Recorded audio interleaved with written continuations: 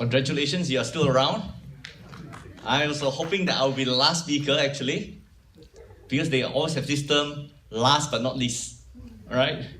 Same with the Sustainable Development Goals. Number 17, partnership is last but not least.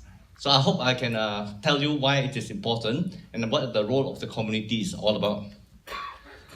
We started off as Kota Damansara, Friends of Kota Damansara, and we were hoping to actually work on the community, make it a pilot, and then after that extend it over to the state of Selangor, and then perhaps cover the whole of Malaysia if the model is right. And our communities and cities, what we would like to see is a safe, livable, and harmonious city. Safe, everybody wants it to be safe. Harmonious, with all the extremist views and all, we want it to be harmonious. And once we touch on livable, straight away we touch on sustainable development. So it covers everything. So we started off first with the environmental objective of us trying to save the forest in Kota Damansara. And this is how it looks like before the fight begins. And then quietly on Sunday, we develop the area and make it into a gathering area, making sure that it is OKU friendly, making a place where people can actually congregate so that our fight for the forest will not end after the grant. And this actually sustained us. And we organized a lot of events and brought people there in the mistaken belief that if people love the environment, we can save the forest, all right? And then, of course, MPPJ declared that they're going to tear down the whole forest, which is the last 3% of Petaling Jaya, green area. So we set about trying to get the people involved, the stakeholders, the people using the lake and all, and it's a beautiful lake. In the end, nothing works. We have told ourselves that we are not going to be political, we are apolitical, we are very proud of it. But now we realize it doesn't help. We have got to be bipartisan, but we need to be politically engaged. So what we did was, we changed from green lovers, to green voters. We will not vote for you if you do not sign a pledge that you will conserve the forest. All right. So of course, during that time, it came out in the papers. Green voters made a debut, and we had a meeting with the election hopefuls. This is our pledge. If you don't sign it, we won't vote for you. Two of them decided not to sign, so they lost the election. So on Earth Day, just after our election, 2008, Khalid came over for our Earth Day, and it was at this particular place that he promised to gazette the forest. So after that, the forest was gazetted. So I think rule number one is the governance factor in environment. It is not always how much we love the environment, but at the end of the day, it is whether some developer wants it or some politician wants it. Okay, so we move on, and after that, we got invited to work in the PPR flats, and from environmental, we also took on the social part of it. And over here are some of the pictures in 2011 of the young people there. Not a very much nice place to stay in. And over here, you can see the sort of condition that is, you have over there. There are broken doors and flooded places, staircase without railings right up to the 5th floor. And then there are sewage pipes that are broken with toilet effluents all flowing on the floor. Not for 1 week, but for 3 months. No, it's not repaired. And glue sniffing and then killer traps and all. So because of the bad environment and because of the rusted railings, we had the first death in 2014. And after that, they did a bit more and tried to give us 1.8 million to repair all the railings. The job wasn't done. Resulting in a second death in 2015. So after the 2015 death, then Selangor State Government said, hey, this is enough already, too much. So we had a Selangor CellCat hearing. And at the CellCat hearing, they decided to give 5 more million. But more important, this time, it was under the jurisdiction of another building manager that is a bit more responsible. And of course, the things get done, and we see the transformation now in Kota Damansara PPR. So I just want to talk about Sustainable Development Goals in a more holistic approach.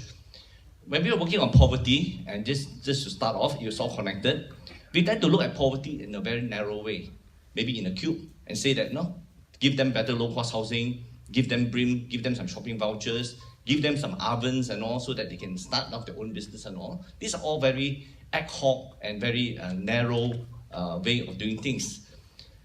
When we look at poverty, it is the dimensions of a diamond.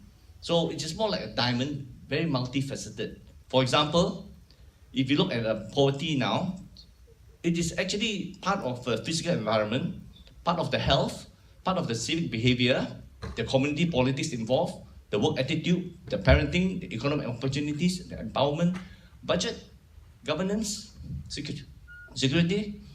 So you find that everything is all interconnected. And we must look at sustainable development goals as being all interconnected.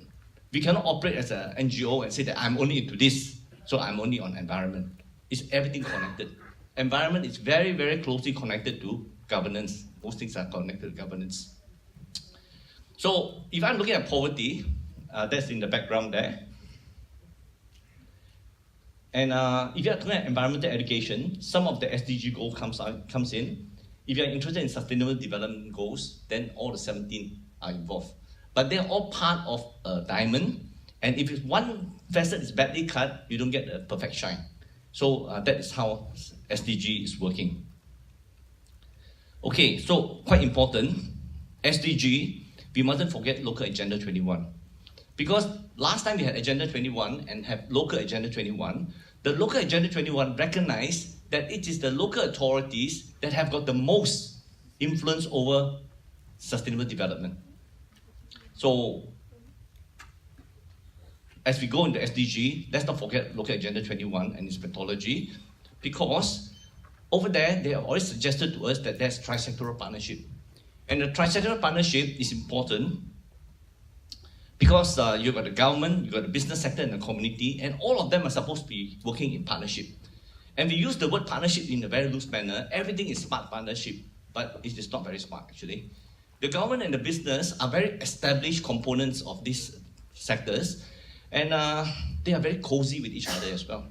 So you cannot expect them to be looking or proposing projects that are wholly for the interest of the public, unless there's a proper public participation. But a lot of public participation is in form, but not in substance. So the community itself must be very united. But unfortunately, the community is not united.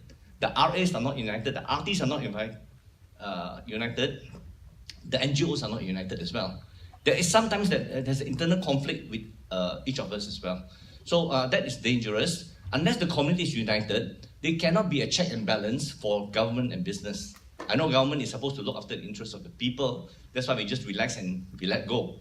But time and time again, we see that it doesn't happen that way. So we must be actually very cohesive as a community. So Friends of Kota Damansara work on just the community, Kota Damansara. We hope to make it a model community. But it is not effective in a PJ-wide context. So we have got MyPJ, which is a coalition of a lot of RAs and RTs, and working directly and in partnership with MPPJ. And then on a bigger level, on a state level, there's another initiative called the Community Kerajaan Prihatin, which I'll let you know about. So I say this is because earlier on, there was a slide that Datin Paduka Haliman Tun have presented, giving us all the necessary things that needs to be done. We'll come back to that. Now, just to show you that we are not enemies with MPPJ, we are actually friends. We have done a lot of projects with them, and this is one of those things in PPR where it's overgrown, and then we brought in business partners, Deloitte, that came in here, and then the funders gave us some money, and we get all the things done by the local residents themselves. In the end, we have got a nice vegetable garden, and later on we hope to make it an empowerment center. And this one brought in every level of government, from the state exco to the mayor to the councillor. Everybody was involved. So we had a sort of value chain there, And we call this project of Community Kerajaan Prihatin. All right, so this is the sort of partnership that we like to work with the local councils, and the local councils should look at us as helping them to achieve the Sustainable Development Goals. But there are other parts that do not work well with us, and that is where my PJ comes in. And over here, we are talking about the budget, 1 kita, half kita. I think earlier on, Adrian was saying, how many of us actually look at the budget and see how they spend our things. So today I give you a bit of preview of how the figures in PJ goes. These are the audited figures, and you can see that year after year, they haven't finished spending their budget. 21 million remaining, 27 million remaining, 26 million remaining, 3 million remaining. Now, every year when you don't spend your money, you accumulate it and it gets bigger. The cash reserves right now is 600 million. And the spendable reserve from the accumulated reserve is 300 million. So we were telling them, because we are attending all the public meetings for 4 or 5 years, you must have a deficit budget. Okay, I know we haven't been spending, we will have a deficit budget. So in that year itself, 2016, deficit budget was 40 million. Spend, never mind, we have got enough money, spend. They couldn't spend the 40 million. They only overspent by 2 million. All right? And at this particular stage, we also practice participatory budgeting. We got one adun to actually go through all the RAs and accumulated all the things that they need. But those figures were not found in the main budget. So in other words, you have got money, but you can't spend. So in 2016, at September, about 40% of the budget of MPPJ is still not spent. In 2017, 50% of the budget is not spent. Okay, so over here, this is the figures for the cash holdings. I just quickly rush off. And this is my PJ trying to impress on MPPJ that you have to be more transparent with your data. So just very quickly, Community Prihatin and Kerajaan Prihatin is where a top-down, bottom-up approach is practiced. We look at the whole picture, and if there's any gaps that are there, we wait for some NGOs to come in to fill those gaps. If not, then we just leave it. We approach it on a holistic manner, integrated manner, and a system and structured approach. Then we also look at it as a system value chain, the service delivery value chain, whereby we look at everything flowing, so that from the bottom, NGOs, councillors, then the city council, the aduns, and also state. So if there's any blockage, the service delivery get affected. So we have got a concept here that we work through the bottom, going up, and the state empower us by going to get us to talk to all the local councils, and then we try to get the things working. So there's some of the examples like in Kajang that we automatically got everything working quite fast based on this concept, top-down and bottom-up approach. Okay, so coming back to how this will work, integrated efforts by federal, state, local, and stakeholders. The whole concept there is actually telling about top-down and bottom-up. So any NGOs that need anything, we'll try to facilitate it with the relevant local authority through their LA21 and try to make sure that they are empowered to help each other. Then, of course, we look at the sustainable cities, that is the target that we're working on. And then the governance we find is very important, and the whole model is based on governance model. That means there's sometimes of cooperation, sometimes we will speak out when things are not right. And we want to empower the local authorities, and they will empower us. But all the time we're building on capacity building. We have been telling the council for many years that you have been budgeting for infrastructure, but not for people structure. So once they start budgeting for people structure, then you find that a lot of NGOs will partner with the local councils to get the work done, and we can achieve sustainable development goals much better. So it's a bottom-up and top-down approach on this. So there is a need for local council election. In 2008, we have 25% NGOs, and 2013, everything was all taken out. This is my own alarm. Okay, this is 15 minutes up. So I've just got a few more slides only.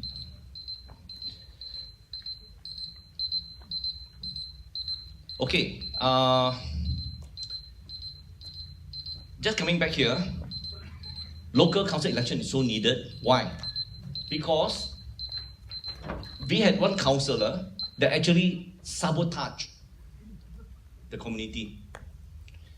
We organized the community to come together, and head of departments of MPPJ say that they are coming over. The councillor can come in and say, I disallow you to go to my community. All right?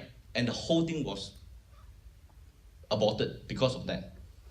So we made a lot of noise, got him sacked. So getting a bad councillor sacked is not easy.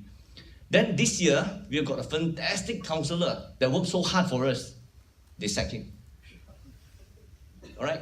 And the reason of sacking is because he did not perform his political duties. So we were asking, the councillors, does he serve the people first or serve the politicians first? There is a big confusion of the role of councillors. So as a result, local council election is actually quite important, and they should start to honor by at least giving us back the NGO quota. And even the NGO quota is all appointed by politicians. You know? So there is an obligation of an NGO councillor to toe the line as well. So I think these are the things that are really affecting us. The other thing that affects us is substance over form. A lot of our activities are done on activities and they don't measure impacts. The last thing is public consultation. Like in the budget, they do not give us all the figures. So we have to guess, we have to search. So public consultation is very superficial and it's not impactful. So when you have all these things, we have to start looking and making sure that they start to have meaningful consultation. So we hope that caring communities and caring government, there will be some councils that will set the example of this model working out well, and we see the whole thing all in one go as a whole big picture, and we slowly fill up the pieces. All right, so I think that's all. Thank you so much.